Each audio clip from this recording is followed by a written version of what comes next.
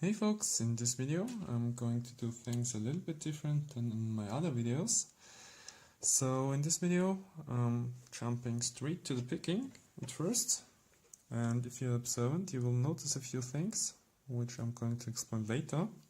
So let's start the picking process. All the way to the back, pin 5, pin 3, pin 4, pin 2, and we've got an open. Okay, and as you've seen, I've already removed the key retaining clip. So because I don't have a key, I will keep the plug rotated this way, and we're going to have a look at the lock. First of all, let's have a look at the first pin. And if you are very observant, you will see that the first pin does not move. And that's because the first pin is stuck. Now, when I initially showed you the lock in the unpacking process, by the way, this is one of the locks I received from Potti 314. Thanks again. If you remember this video, I told you that this may be bump key protection, which can be found in locks from other manufacturers.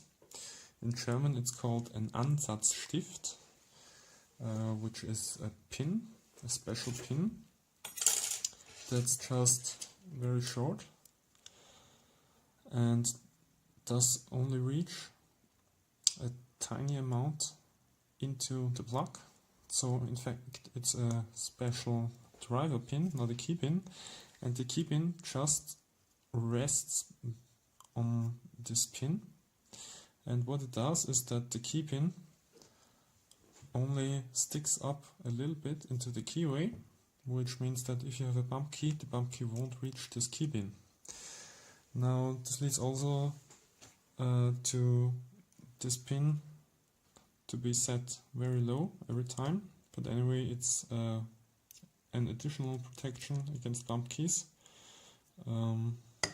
So yeah, I'm not a huge fan of these, but anyway. So the second thing, you might have noticed it, this lock has so-called thread pins.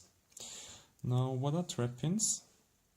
Thread pins are just small pins next to the main driver pins, which just catch the plug when it rotates if you've picked it. If you have a key, the plug will just rotate, will just continue rotating, because the key pins will still be at the correct height. But if you've picked it, now the thread pins will engage into the holes in the plug, and you will have to basically pick those 4 pins. And as you've seen, I didn't have to pick those pins, so this is because there aren't these pins in there. If you have a look at the other side, now we're going to the third, probably most exciting finding. And this is something I found before I even tried to pick this lock the first time, namely when I played around with it and the clutch, which usually is a piece in there, fell out. Now what's so important about this is that if you have a look at the plug has a little space here where the clutch is inserted, and the key does not go all the way, refocus, does not go all the way here with its spinning, but it will stop somewhere about here. Then you've got the clutch here where the key presses against the clutch, and this means that basically your last pinning is somewhere about here. Okay, now if you have a look at this lock, you will see that it has 6 pins, but the 6th pin goes straight up here, right at the very edge. And if you have looked inside here, you will see that there is no way that there could ever be a pin. So this thing here is fake. So what we were dealing with is basically a 4-pin lock with the 6th pin not being there. I have no idea why they drilled the 6th pin, maybe because it looks cool, or maybe because they have a 6th pin in locks that are a little bit longer. And the first pin being broken. So what we're going to do now is to get this lock.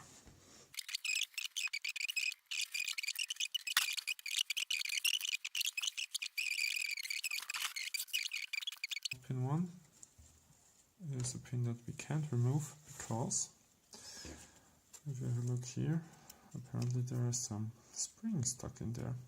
Interesting.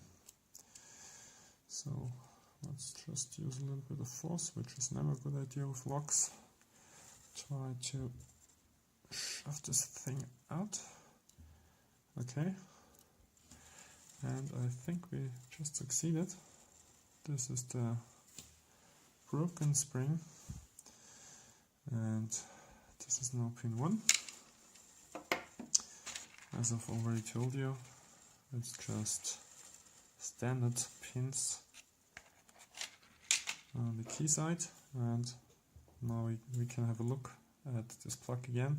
You can see that indeed this is all the way where the clutch engages, and this is the last pin which is inside here, and the next pin would be already outside here, so nothing where the key could engage. But anyway, let's continue with the cutting, namely with the driver pins. Okay. Now pin 1 is interesting because there is absolutely no pin 1. If you look inside here, it's just a broken spring. Interesting. Why is this? I have no idea, but it's just a broken spring in there, which we probably can make work again with no driver pin at all. Okay, let's have a look at pin 2, which is a spring, of course. We just picked it. So pin 3, 4 and 5, more interesting. Our standard. There is a standard. Okay, not for the other pins. Whoops, it's also standard pin. And quite honestly, I didn't expect anything else. And I pick this lock. Okay, and the last pin. Oh, alright. This already was the last pin because we only had 4 pins. And we lost pin 5, so we have 3 standard pins and 1 spool, which is exactly what it looked like when picking this lock. With pin 5, 4 and 3 to pick first, then getting a false set and having to pick pin 2, which was a spool, and then we basically had an open. And as I've already told you, there are no trap pins, and my assumption is that probably the locksmith or wherever Potti did get this lock just used this for getting spares and removed those springs, probably, I don't know. The other thing I could imagine is that this is an additional security feature for which GTV, the manufacturer, wants more money, but as the machining process is probably not that expensive, and reprogramming the machines producing the lock bodies probably is more expensive. They just drill those holes into every lock body and just fill it up with trap pins if the customer wants those, or just leave it empty if the customer doesn't want those. Okay, just a small addendum. I think I've got an idea what happened to the first pin. My guess is that someone tried to repin this lock and forgot about the first pin,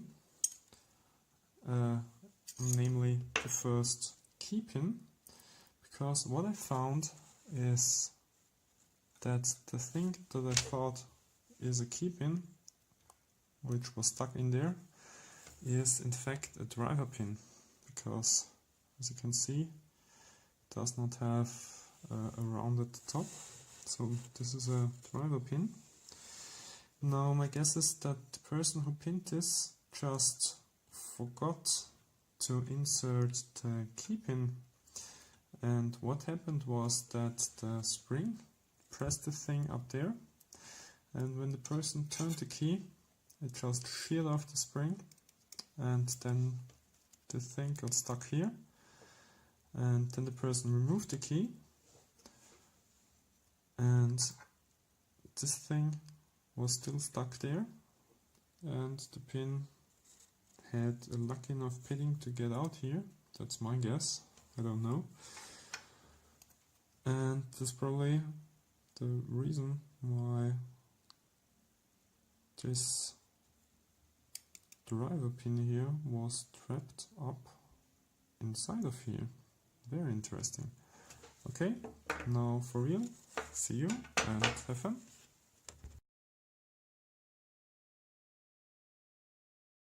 I'm just going to use this screw here to make some driver pin.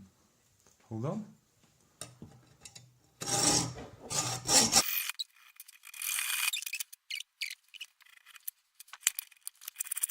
So here we are.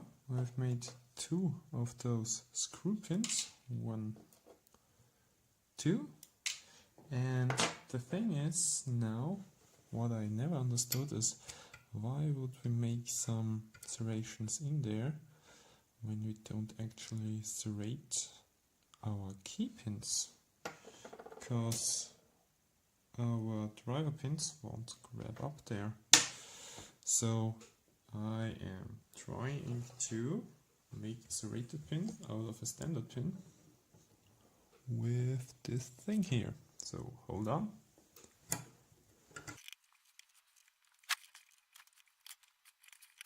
Okay, this turned out much better than I thought it would, so nice little serrations up there.